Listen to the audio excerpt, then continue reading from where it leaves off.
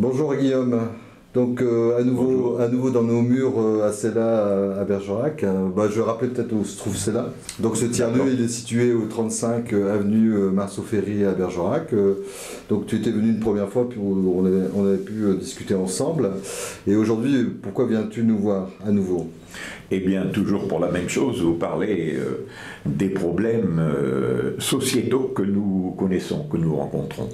Et plus précisément, je pense qu'on est à une fin de paradigme. Je ne suis pas le seul qui pense ça d'ailleurs. C'est une idée qui est de plus en plus répandue à l'heure actuelle. Alors, est-ce que c'est une fin de règne ou est-ce que c'est une fin tout court? C'est la question qu'on peut se poser. Parce que par les temps passés, des fins de règne ont eu des fins de civilisation, mais elles furent toujours suivies par une émergence d'un nouveau modèle ou une autre civilisation, etc. À l'heure actuelle, vu comment est mené le néolibéralisme, cette fin de règne-là, qui s'annonce, risque fort de nous amener dans le mur, et là, c'est une fin tout court, quoi. Parce que vu comment est traité l'environnement, on peut se demander si on arrivera à terme à stopper les dégâts irréversibles qui sont en train de se produire un peu partout. Non, tu lances en fait une alerte rouge, quoi. Tu lances... En quelque sorte, mais bon, ça c'est quelque chose de répandu. Hein. Il commençait à y avoir un consensus. Mais voilà ce qu'on prépare pour nos générations futures. Voilà ce que nos enfants auront à gérer dans l'immédiat, quoi. Voilà. Donc, c'est une espèce de sinistrose annoncée. D'autant plus qu'elle s'accompagne, premièrement, d'une répartition aberrante des richesses.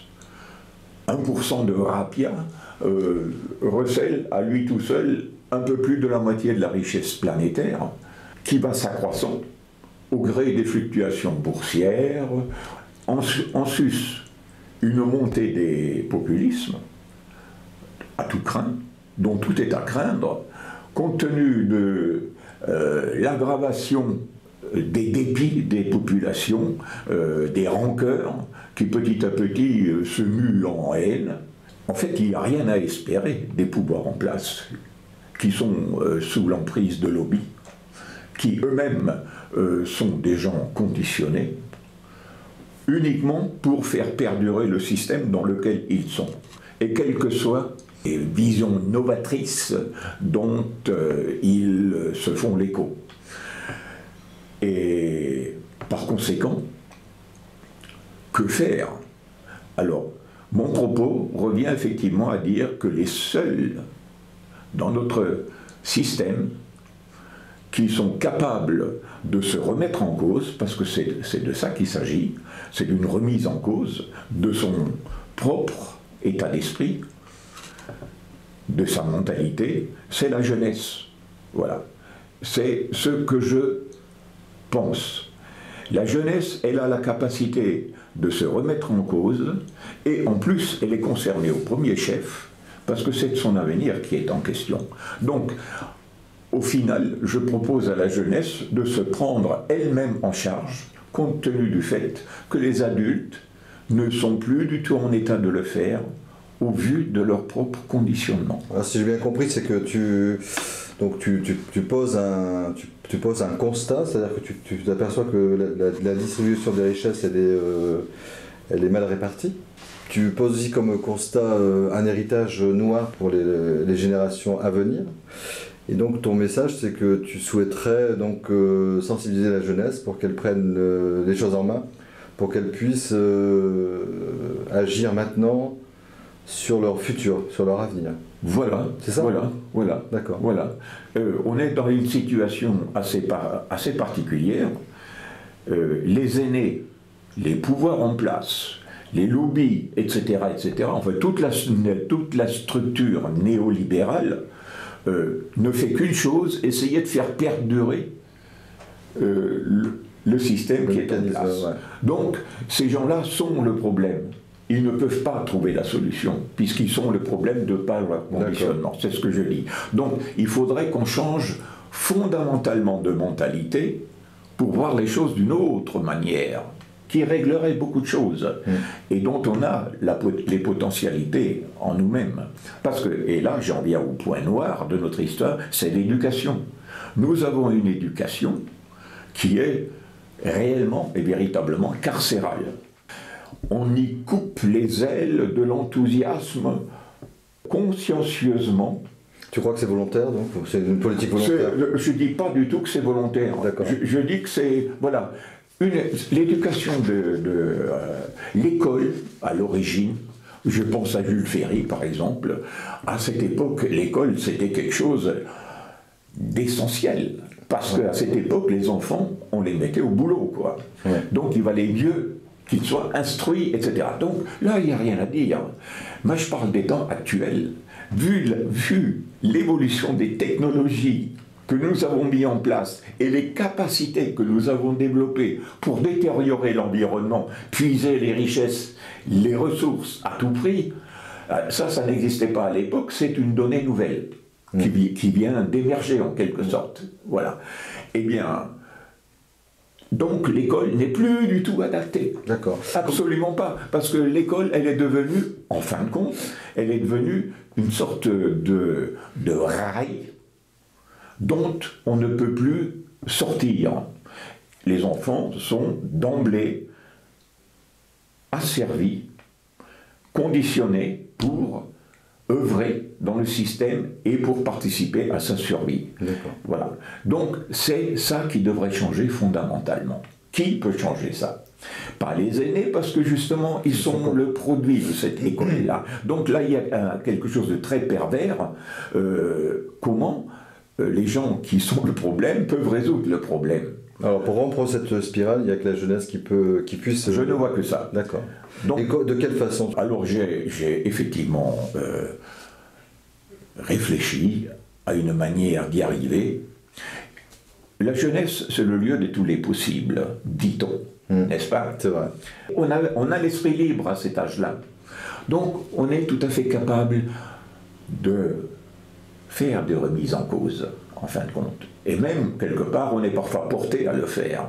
Pourquoi les jeunes, ils plongent à ce point-là sur les écrans de toutes sortes, les Walkman, les jeux vidéo, que sais-je, et pas que, les produits.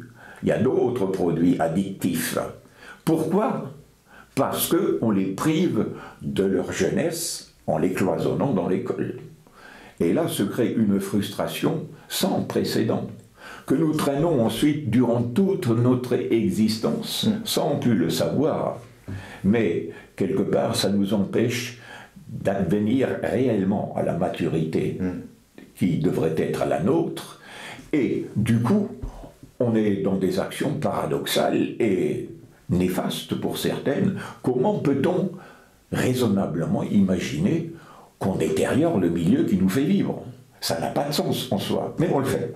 Mais alors comment réveiller cette jeunesse alors? Alors comment tu vois après ton analyse réveiller la jeunesse pour qu'elle prenne... Alors comment la réveiller? Alors déjà il faudrait... Alors j'explique ça dans les 5 vidéos qui suivent le lâcher prise. Là tu peux peut-être les redonner ces 5... Oui, alors la première vidéo qui dure 4-5 minutes va effectivement développer le synopsis dont je parlais tout à l'heure. Oui. Ensuite, en même temps, je vais faire une supplique à la jeunesse. En fait, je la supplie de se prendre en charge et de le faire.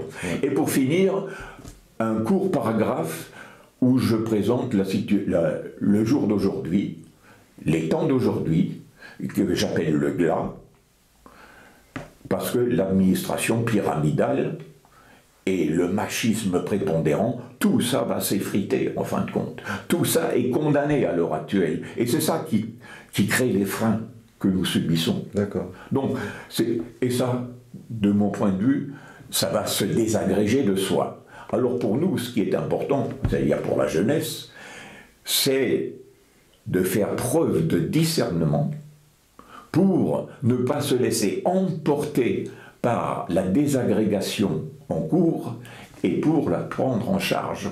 Voilà. Donc, ensuite, j'appelle une fois qu'ils ont lu mon synopsis et qu'ils ont compris le message dont je parle, moi je les invite qu'à une chose. Je leur propose de faire un référendum interscolaire universitaire. Alors je sais que ce n'est pas tout à fait dans la légalité, mais ça n'a aucune espèce d'importance. Hein. On est en démocratie, encore. Voilà. Donc, si ce référendum et la question posée serait celle-là, est-ce qu'il n'y aurait pas une majorité qui considérerait qu'il serait opportun de s'arrêter d'aller à l'école pendant une certaine durée, c'est-à-dire de suivre des cours, et de réfléchir dans l'enceinte des établissements scolaires, en somme de se mettre, d'arrêter, voilà, et de réfléchir ce à quoi servent ces études, à quoi elles nous mènent, en quoi est-ce qu'elles sont encore valables, et s'interroger sur le système politique en cours, sur le système économique en cours, sur le système artistique, sur tout ce qui constitue notre société. Et là, je parle de l'Europe, de la vieille Europe, notamment latine, qui justement a eu à souffrir ces dernières années de mise à niveau dramatique, économique, et là il y a des gens qui ont souffert. Imaginons la mise en œuvre d'une telle réflexion collective à l'initiative des étudiants, avec les enseignants, dont nombre d'entre eux voient bien que ça colle plus la manière qu'ils ont d'enseigner. Porte ouverte, toute l'intelligentsia serait concernée et viendrait participer à ce type de réflexion. Cercle d'études, table ronde, etc., etc. Tous les sujets peuvent être évoqués. Ça peut durer le temps qu'il faut. Qu'est-ce que c'est? Qu'est-ce que serait une année de réflexion face à une existence? C'est dans le sens d'une démocratie participative. Tout à fait. Demander à l'ensemble de la population de réfléchir sur l'avenir de la cité. Voilà, mais c'est les étudiants qui sont à l'initiative. La jeunesse. Et qui le gèrent, quoi. Parce qu'ils sont en première ligne par rapport au futur à venir. Ouais, leur héritage. Ouais. Okay. Voilà. Et donc, moi je dis, une réflexion de ce genre-là, c'est évident que petit à petit, on va arriver à trouver le nœud où réellement le bas blesse. Et de mon point de vue, c'est l'éducation dès la petite enfance.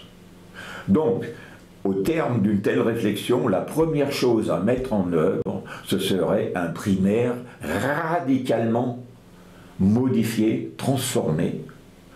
Nous sommes naturellement collaboratifs. Or, notre société n'est pas collaborative du tout. Pourquoi? Parce qu'on est éduqué à la compétition. La première chose à faire, ce serait donc la transformation radicale du primaire. De la manière suivante, que effectivement les enfants soient éduqués, élevés, disons, dans leur existence, au vivre ensemble. Ouais, le vivre ensemble. Au vivre ensemble. Partager, vivre ensemble. Voilà. Parce qu'il faut que nos enfants restent créatifs. C'est essentiel. On parle de créativité à l'heure actuelle en pensant à la technologie avancée. On n'est pas du tout créatif. C'est toujours dans le même rail, en réalité, qu'on le fait. La créativité existe de partout. Il n'y a pas que la technologie, elle. On a de la créativité, c'est vrai, mais il y a plein d'autres domaines. Donc, cette créativité, il faut la laisser libre à tout prix. Et donc, ce type d'école, ce ne sera plus une école, ce seront des lieux de vie avec une multitude d'ateliers qui permettra aux enfants, effectivement, de chercher leur voie selon la manière dont ils sont profondément portés, quoi. Voilà. Donc voilà. Et ça, ce serait à mettre en application immédiatement à la suite de ce que j'appelle une année sabbatique de réflexion qui aurait été mise en place. Immédiatement mise en place, Et les aînés, eh bien, eux, ils restent effectivement dans le vieux système. Eux, ils vont terminer leurs études naturellement, mais ils vont être vigilants pour que les jeunes qui démarrent d'une autre manière ne puissent pas être déviés de cette nouvelle manière d'être. Au cours de tout ce périple, ils vont vivre dans la société. Ils vont, de fait, rééduquer les mentalités environnantes, non pas en parlant, mais de la seule manière qu'ils ont d'apparaître et d'être entre eux. Des enfants qui sont en souffrance, ça ne peut pas faire des adultes raisonnables, c'est pas possible. Donc voilà en gros le projet. Un vaste projet. Un vaste projet, mais en fait je propose au fond, la chose essentielle que je propose, c'est la réflexion collective sur une longue durée. Alors ce projet, en fin de compte, il a évolué au cours du temps. Maintenant, ce sont 5 vidéos qui se succèdent. C'est plus digeste, en quelque sorte. Moi, je pense qu'une idée de cette sorte-là, qui est novatrice, et qui est quand même quelque chose qui pourrait nous sortir, il s'agirait d'une évolution culturelle, en réalité. Non pas j'appelle ça une révolution silencieuse, parce que ça se passe de manière soft, n'est-ce pas? Mais en fait, il s'agit d'une évolution culturelle. Il s'agit d'une transformation de nos mentalités. Non pas pour des mentalités inattendues, mais pour retrouver la réalité de nos mentalités profondes. Ils n'ont plus l'esprit critique parce que simplement, ils ne participent pas à leurs études. J'ai bien compris. Hein, c'est ça. Donc, après, il ne faut pas s'étonner qu'on n'ait plus de discernement nécessaire pour gérer de manière responsable la vie, et notamment l'environnement, quoi. C'est complètement fou, cette histoire. Il suffit d'un groupe, il suffit d'un petit groupe décidé qui verrait dans ce projet, mais qui dirait « mais oui, il a raison, c'est comme ça que je vois les choses », et qui décide, avec les moyens à l'heure actuelle que nous avons, les réseaux sociaux, Internet et tout, il y a moyen de faire un référendum et de la réflexion, c'est ce qui nous manque à l'heure actuelle. Quand on discute avec les gens, au bout d'un moment, ils disent « mais oui, c'est vrai, lâchons prise ».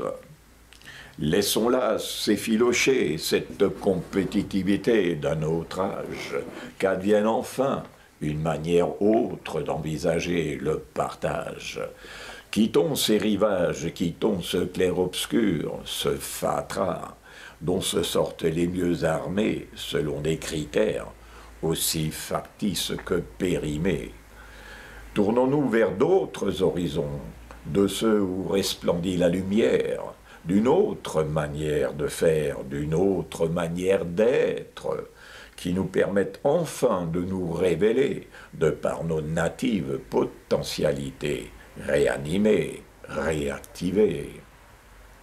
Seuls susceptibles de nous affranchir du joug d'une collective impuissance, s'échinant à soutenir la féroce concurrence d'hégémoniques pouvoirs, s'exonérant des lois et des frontières au profit d'une marchandisation en passe de devenir souveraine, se riant et de l'humain, et des nations, et des peuples, et des idéaux, de la terre et de l'air, des océans comme de l'eau claire, afin que puissent se parfaire des profits à outrance, ô défi à l'humaine intelligence. Laissons-les s'épuiser, ces pans surexploités, archi-mercantilisés. Laissons-les s'effondrer, ces échafaudages arriérés, vacillants et dénaturés, pour reconquérir et laisser refleurir la lumineuse et originelle créativité, fruit d'une pédagogie cessant d'entraver la libre manifestation des élans d'authenticité qui animent le juvénile désir d'être, de découvrir, de comprendre, d'apprendre, ludique essor au mystère de la vie, l'existentiel éveil qui s'ouvre en permanence au sein d'un monde à découvrir, un monde en devenir, un monde à édifier, un monde à réédifier. Changeons l'école. Une nouvelle mentalité émergera pour s'incarner en un autre modèle de société.